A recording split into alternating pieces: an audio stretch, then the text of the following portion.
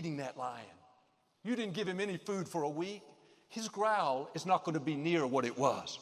In 2 weeks, he's not going to have the strength, the energy to attack like he used to. In a month, he's going to be so weak, so famished, he can't get up off the ground. The enemy goes around as a roaring lion. He has this loud roar, these threats trying to intimidate, bring fear, and cause us to shrink back.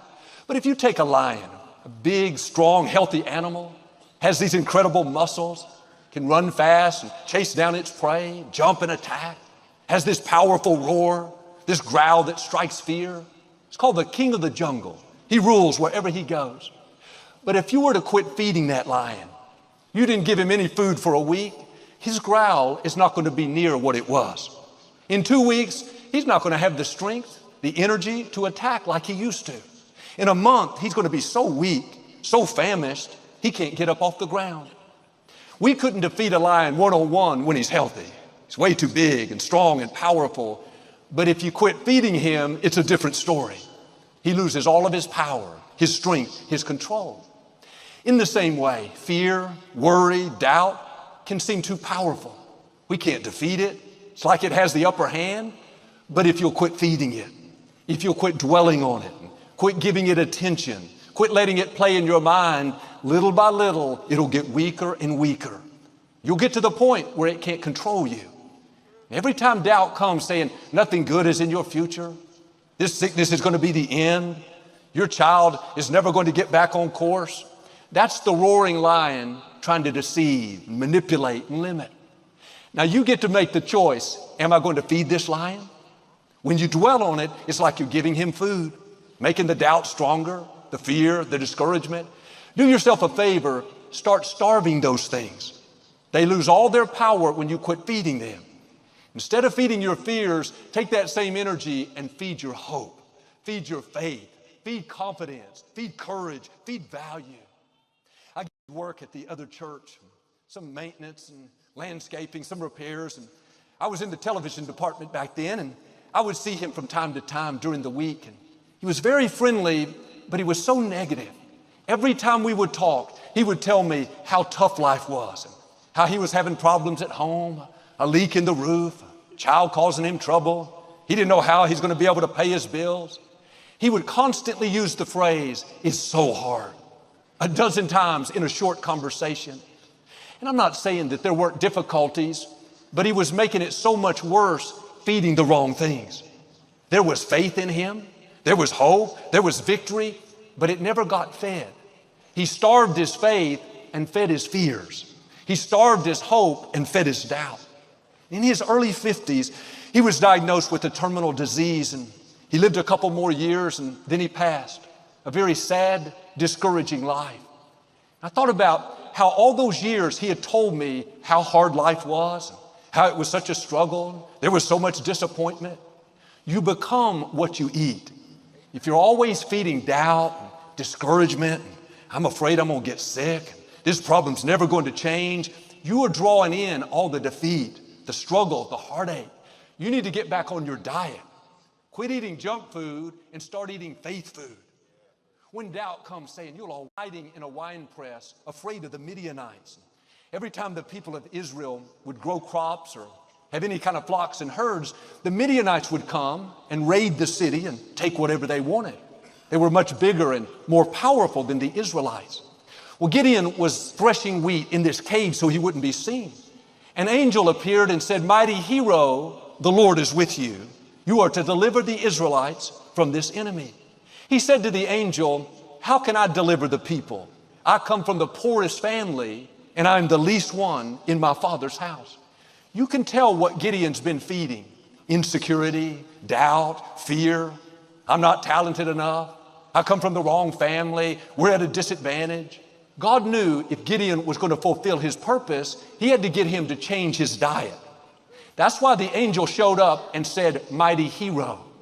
He could have just said, "Hey, Gideon, God wants you to go do something." Just called him by his name.